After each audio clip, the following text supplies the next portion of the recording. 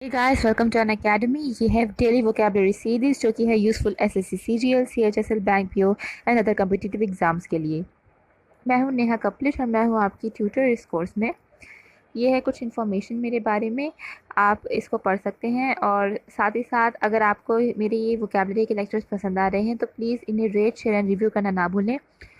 आप मेरे अनअकैडमी के प्रोफाइल को फॉलो भी कर सकते हैं। ये एड्रेस है और ये नेहा कपलिश मेरा यूज़र नेम है। तो हमारा जो वर्ड है वो है अक्लेम। ये एक वर्ब फॉर्म है। इसका मतलब अपलॉड या अनाउंस विद ग्रेट अप्रूवल, यानी कि जब हम किसी की काम को सराहते हैं, किसी को अगर हम उसकी तारीफ़ करके उसके लिए अगर हम तालियां बजाते हैं, उसको हम सम्मान देते हैं, इसका मतलब हम उसको अक्लेम दे रहे हैं। ओके, अपलॉड करते हैं जब हम उनको। तो the NBC sportscasters acclaimed every American victory in the Olympics and decried every American defeat. तो ठीक है, अब इसका मतलब क्या है कि जो एनबीसी के स्पोर्ट्स कास्टर्स थे, जो जो एनबीसी के जो स्पोर्ट्स वाले जो जर्नलिस्ट हैं, वो किसी भी जीत को अक्लेम करते हैं, उसको सराहते हैं, लेकिन अगर कोई हार हो जाए तो उसको फिर बहुत ज़्यादा बुरा भी कह देते हैं। ठीक है, तो अक्लेम मतलब किसी को बहुत ज़्यादा सराहना। अक्लाइमेट वर्ब फॉर्म है। इसका मतलब एडजस्ट करना या किसी क्लाइमेट से एडजस्ट करना। ठीक है, तो उसको हम बोलेंगे अक्लाइमेट। जब जब आप जैसे आप रहते हैं मुंबई में, आपने कभी ज़्यादा ठंड देखी नहीं है और एकदम से आप दिल्ली चले गए या फिर उसके भी आगे नॉर्थ में चले गए और आपको एकदम से बहुत ठंड का सामना जब करना पड़ेगा तो आपके लिए बहुत डिफ़िकल्ट होगा। तो धीरे धीरे करके जब आप उस पर एडजस्ट होंगे तो इसका मतलब आप उस क्लाइमेट से आप एडजस्ट अपने आप को कर रहे हैं। इसका मतलब you are acclimating your self in that condition. ठीक है, मतलब तो किसी क्लाइमेट के अगर आप करेंगे तो आप अपने आप को अक्लाइमेट कर रहे हैं। Okay, one of the difficulties of our present air age is the need of travelers to acclimate themselves to their new and often strange environments. Okay, तो जैसे जो हमारे जो प्रेजेंट एयर एज के जो ट्रैवलर्स हैं, उनकी जो सबसे बड़ी नीड क्या होती है कि जो बदलते हुए जो उनकी क्लाइमेट्स हैं, वो आज इस देश में है, कल वो उस देश में है, तो जो बदलते हुए क्लाइमेट्स उनको मिलते हैं उससे वो एडजस्ट करें, ये उनकी सबसे बड़ी नीड होती है। अक्लिविटी एक नाउन फॉर्म है। इसका मतलब है sharp up slope of a hill. जब जो किसी भी हिल के जो चढ़ाई वाला हिस्सा होता है उसको हम बोलते हैं अक्लिविटी।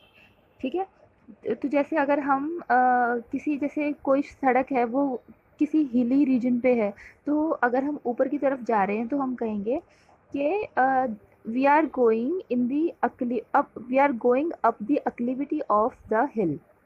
ओके, जिस तरह से इस सेंटेंस में भी दिया हुआ है, the car would not go up the acclivity in high gear, यानी कि जो कार थी वो हाई गियर पे भी चढ़ाई नहीं कर पा रही थी, यानी कि अक्लिविटी मतलब चढ़ाई। एक्कोलेड नाउन फॉर्म है। इसका मतलब अवार्ड ऑफ मेरिट।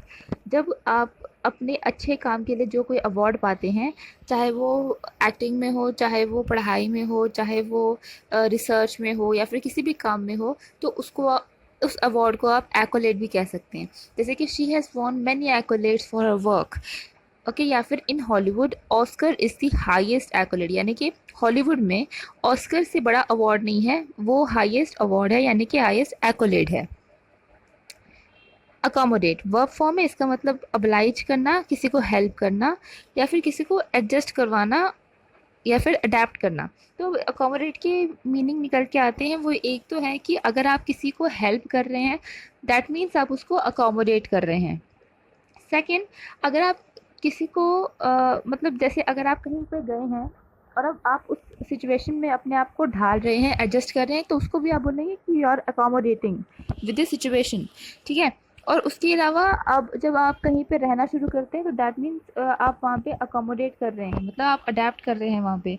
ओके, तो इसकी ये सब मीनिंग है। तो हेल्प करना भी अकोमोडेट होता है और एडजस्ट करना या फिर अपने आप को वहाँ पे अडेप्ट करना, उसको भी अकोमोडेट कहते हैं। ठीक है, तो अब इसमें देखते हैं। Mitch always did everything possible to accommodate his elderly relatives from driving them to medical appointments to helping them with paperwork, यानी कि इसमें क्या अकोमोडेट का कौन सा यूज़ किया गया है? हेल्प करने वाला।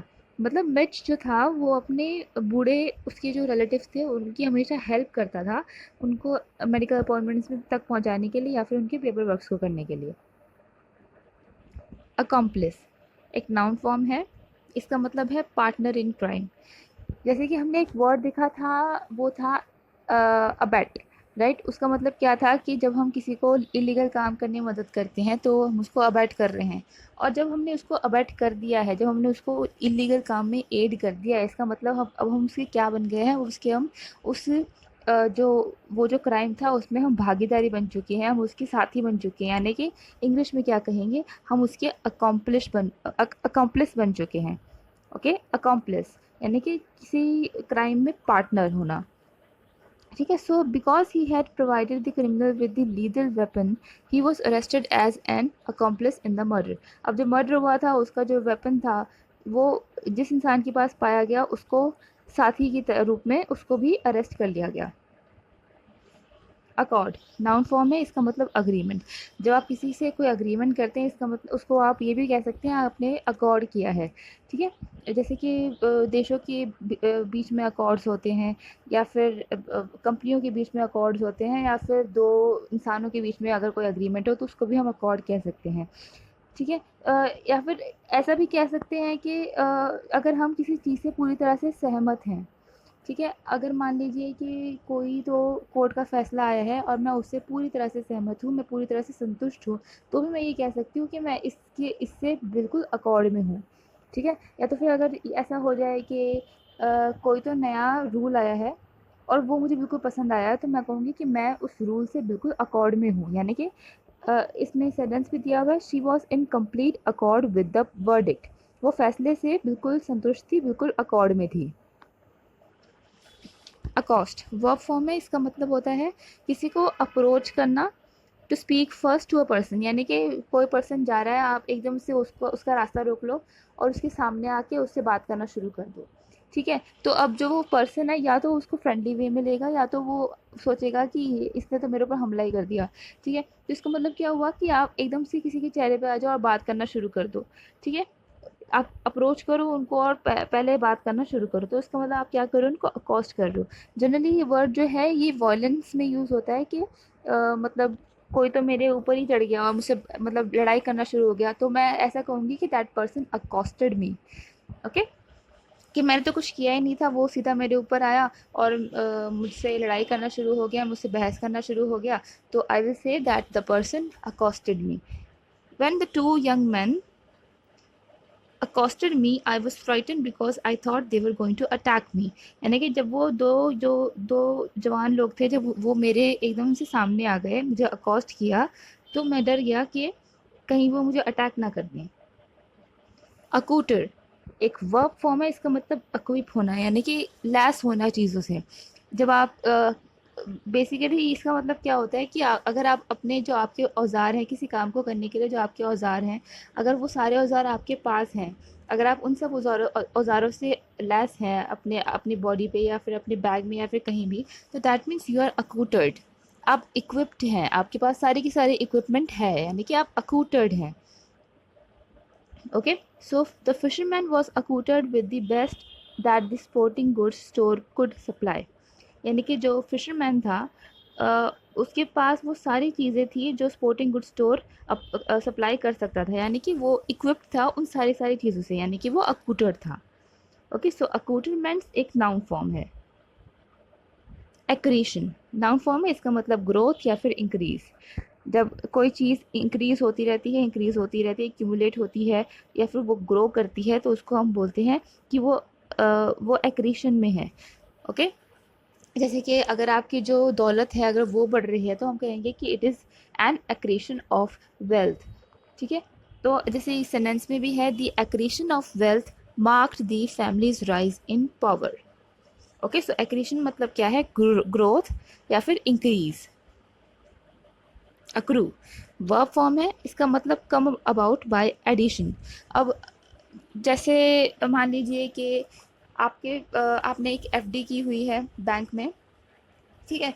तो अब आप उस एफडी को तोड़ नहीं रहे हैं, बल्कि आप ऐसा कर रहे हैं कि हर सालों साल आपने उसको मतलब रिन्यू करने की मोड में डाला हुआ है कि जैसे जैसे टाइम ख़त्म होगा वो अपने आप वापस आ जाएगी, एफडी वापस से बन जाएगी। ठीक है। तो ऐसे में क्या हो रहा है, जो इंटरेस्ट है वो जुड़ रहा है, एक इंटरेस्ट के ऊपर दूसरा इंटरेस्ट, फिर तीसरा इंटरेस्ट, फिर चौथा इंटरेस्ट, वो जुड़े जा रहा है जुड़े जा रहा है। इसका मतलब वो क्या हो रहा है, वो अक्रू हो रहा है, यानी कि वो मतलब वो ऐड हो जा रहा है। ठीक है, it is coming about by addition. ठीक है, तो मतलब वो क्या हो रहा है, accrue. You must pay the interest that has accrued on your debt as well as the principal sum. ठीक है, तो मतलब क्या कि आपका जो इंटरेस्ट जो जमा हो रहा है, जो बढ़े जा रहा है, अक्रू हो रहा है, आप उसको भरें, और साथ ही साथ जो आपका प्रिंसिपल सम है उसको भी भरें। तो अब अक्रूवल जो है वो नाउन फॉर्म है। असर्बिटी, असर्बिटी नाउन फॉर्म है। इसका मतलब बिटरनेस ऑफ स्पीच या टेम्पर। जब आप कुछ कड़वा बोलते हैं, जब आप ऐसा बोलते हैं जो दूसरों को दुख पहुंचाए या फिर दूसरों को तकलीफ़ पहुंचाए, इसका मतलब आप असर्बिटी, आपके नाउन, आपकी जो स्पीच है उसमें असर्बिटी है। You are असर्बिक। असर्बिक क्या होगा, वो एक एडजेक्टिव होगा। ठीक है, जैसे यहाँ पे लिखा भी हुआ है सर्बिक एडजेक्टिव। ओके, सो जैसे अगर मैं किसी को मतलब बुरा बुरा कहे जा रही हूँ, या फिर मैं किसी को ताने मार रही हूँ, that means my speech is acerbic. The meeting of the United Nations General Assembly was marked with such acerbity that the informed sources held out little hope of reaching any useful settlements of the problem. यानी कि जो United Nations general assembly की meeting थी उसमें इतने कड़वे शब्द बोले जा रहे थे कि कोई उम्मीद ही नहीं थी कि कोई सेटलमेंट हो पाएगी, कोई प्रॉब्लम सॉल्व हो पाएगी। एसिटिक एडजेक्टिव फॉर्म है, इसका मतलब विनेगरी, यानी कि खट्टा। खट्टे को हम बोलेंगे एसिटिक। ठीक है, विनेगर भी खट्टा होता है जिस तरह से, वैसे ही एसिटिक, अगर आपको कोई खट्टी चीज़ मिले तो आप बोलेंगे इट इज़ एसिटिक। तो जो salad had an exceedingly acetic flavour, यानी कि जो सैलड था उसका जो टेस्ट था, जो फ्लेवर था, वो बहुत ज़्यादा खट्टा था, यानी कि एसिटिक था। ठीक है, आसान वर्ड है याद रखने के लिए। एसिडुलस एक एडजेक्टिव है, इसका मतलब ये जैसे कि एसिटिक था एडजेक्टिव, वैसे ही एसिडुलस ये भी वही चीज़ है।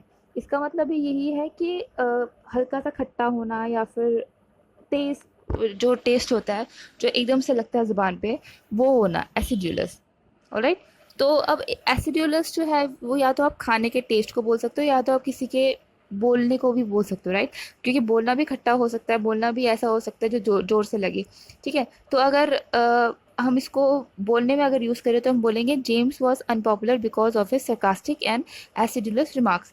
यानी कि जेम्स जो था वो किसी को पसंद नहीं था बिकॉज वो सरकास्टिक था, और उसके जो रिमार्क्स थे वो एसिडुलस थे, यानी कि वो खट्टे थे एक तरह से। ठीक है,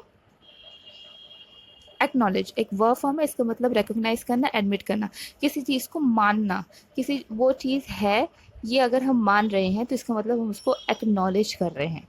ठीक है, जिस तरह से एक्नॉलेजमेंट्स आती हैं आपको ऑफिशियल सेंस में, कि जैसे आपने कोई फॉर्म दिया है तो आपको उसका एक्नॉलेजमेंट आएगा। इसका मतलब वो जिसको आपने कुछ दिया है, फॉर्म दिया है, आपने कुछ सबमिट किया है, तो वो एक्नॉलेज कर रहा है, वो इस बात को मान रहा है कि हाँ आपने फॉर्म दिया है। ठीक है, तो एक्नॉलेजमेंट मतलब रिकॉग्नाइज करना या फिर मानना, एडमिट करना।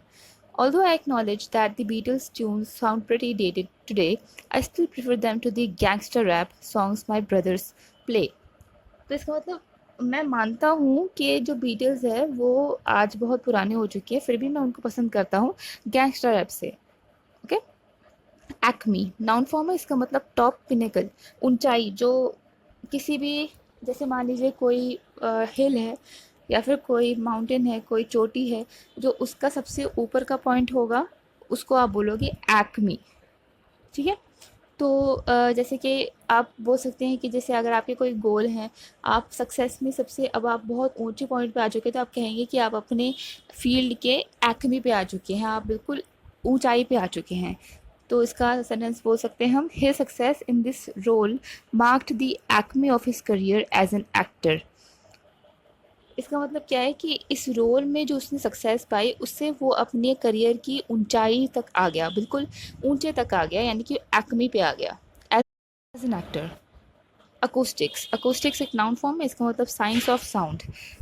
ठीक है, जो भी अगर साउंड से रिलेटेड कुछ भी अगर साइंटिफिक बात हो रही है या फिर कोई भी ऐसे प्रॉपर्टीज़ हैं साउंड की, तो उसको हम अकोस्टिक्स में लेते हैं।